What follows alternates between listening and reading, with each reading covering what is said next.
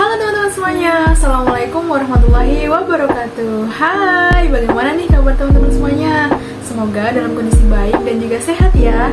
Nah, sebelumnya perkenalkan, nama saya Wilujeng Rahayu, mahasiswi mata kuliah Pembelajaran Bahasa dan Sastra Indonesia Universitas Airlangga Angkatan 2020. Nah, pada kesempatan kali ini saya akan menyajikan salah satu mata kuliah yang ada di program studi Bahasa dan Sastra Indonesia. Nah, mata kuliah tersebut bernama Sintaksis Bahasa Indonesia. Nah, untuk teman-teman, simak pelajaran dengan belajar bersama Wilu. Nah, teman-teman, sebelum masuki pada materi pembelajaran, ada baiknya kita mengetahui apa yang akan kita pelajari pada pertemuan kali ini. Nah, karena merupakan pertemuan awal, maka materi yang disajikan merupakan materi-materi awal yang ada pada mata kuliah Sintaksis Bahasa Indonesia. Nah, materi awal tersebut terdiri atas pengertian sintaks bahasa Indonesia, objek kajian sintaksis bahasa Indonesia, dan juga pentingnya sintaksis bahasa Indonesia. Nah, untuk materi selanjutnya akan dijelaskan pada pembahasan berikut. Nah, teman-teman, sekarang kita masuki pada materi yang pertama, yakni tentang pengertian sintaksis bahasa Indonesia. Tapi sebelum itu, ada baiknya kita mengetahui sejarah dari kata sintaksis. Nah, istilah sintaksis sendiri merupakan istilah yang berasal dari bahasa Yunani. Nah, kata sintaksis terdiri dari kata san yang berarti dengan dan juga kata tatein yang berarti menempatkan. Dan secara tradisional, sintaksis sendiri merupakan salah satu ilmu yang ada di bidang linguistik yang mengkaji tentang tata bahasa dan juga gramatika. Nah, selain itu juga, kata sintaksis dapat ditemukan pada kamus bahasa Belanda, yakni pada kata sintaksis, dan juga dalam bahasa Inggris, yakni pada kata syntax. Oke, untuk materi selanjutnya kita akan bahas berikut ini.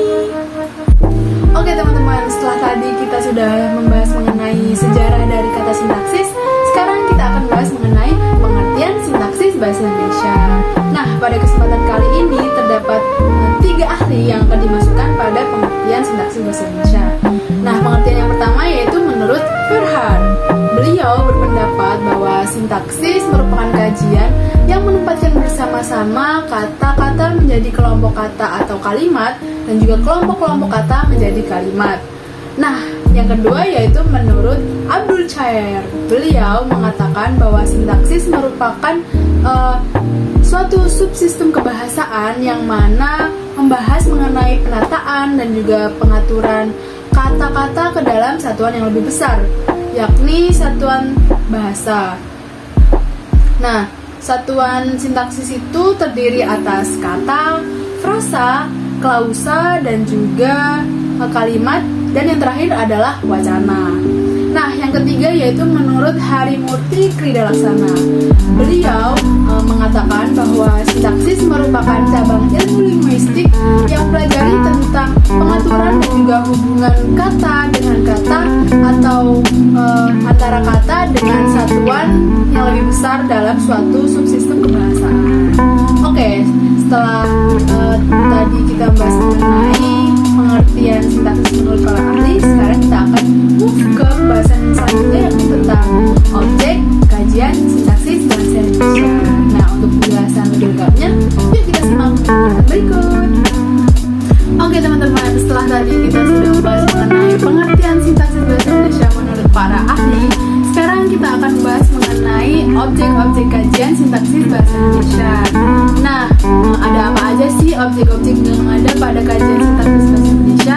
Yang pertama yaitu ada kata. Nah, kata ini merupakan satuan sintaksis yang paling kecil. Nah, fungsi dari kata ini sebagai penghubung frasa, klausa, dan juga kalimat. Selain itu juga fungsi lain dari kata ini adalah sebagai pengisi dan juga penanda kategori serta merangkai suatu satuan serta bagian dari sintaksis. Oke, objek yang kedua yaitu ada frasa. Nah, frasa itu apa sih teman-teman? Nah, frasa itu merupakan satuan gramatikal yang mana merupakan gabungan dari kata-kata tetapi bersifat non-predikatif atau tidak berkata kerja. Nah, jenis-jenis dari frasa ini ada beberapa teman-teman. Salah satunya seperti ada frasa endosentrik, ada frasa ekosentrik, lalu ada frasa koordinatif, dan juga ada frasa apositif.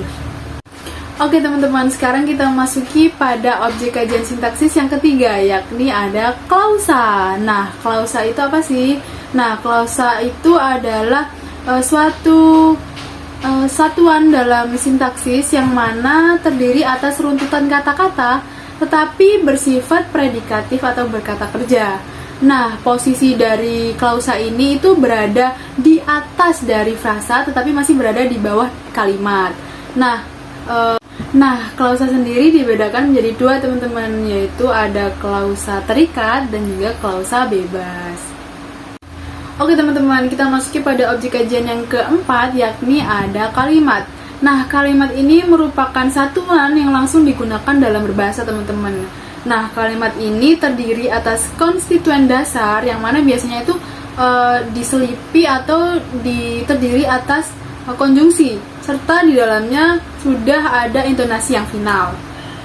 Oke, yang terakhir yaitu kita masuki pada objek kajian wacana. Ya, wacana ini merupakan objek kajian yang mana berada pada posisi yang paling tinggi dan juga terbesar karena merupakan satuan yang paling lengkap teman-teman. Nah teman-teman, setelah tadi kita sudah membahas mengenai pengertian sintaksis dan juga objek kajian sintaksis, sekarang kita akan masuk pada pembahasan yang terakhir, yakni tentang pentingnya sintaksis bahasa Indonesia. Nah, kenapa sih kita perlu mempelajari sintaksis bahasa Indonesia?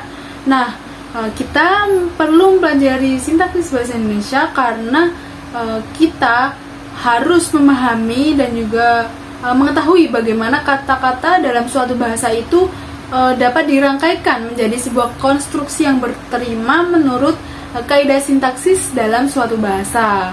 Nah, kenapa begitu? Nah, karena merujuk pada pentingnya sintaksis yang kedua, yaitu karena setiap bahasa itu memiliki kaidah sintaksis yang berbeda-beda, teman-teman. Oleh karena itu, kita harus belajar dan juga menguasai tentang kajian sintaksis agar tidak terjadi miskomunikasi maupun salah persepsi dalam menerima suatu kata dan juga satuan bahasa yang lain. Nah teman-teman, gak terasa nih kita udah berada di bagian akhir dari perjumpaan kita kali ini. Terima kasih banyak sudah mendengarkan dan juga menyimak materi yang disajikan pada pertemuan kali ini. Semoga bermanfaat untuk teman-teman semuanya ya. Nah, terima kasih telah belajar bersama Wilu dan sampai jumpa di pertemuan selanjutnya. Wassalamualaikum warahmatullahi wabarakatuh. Bye.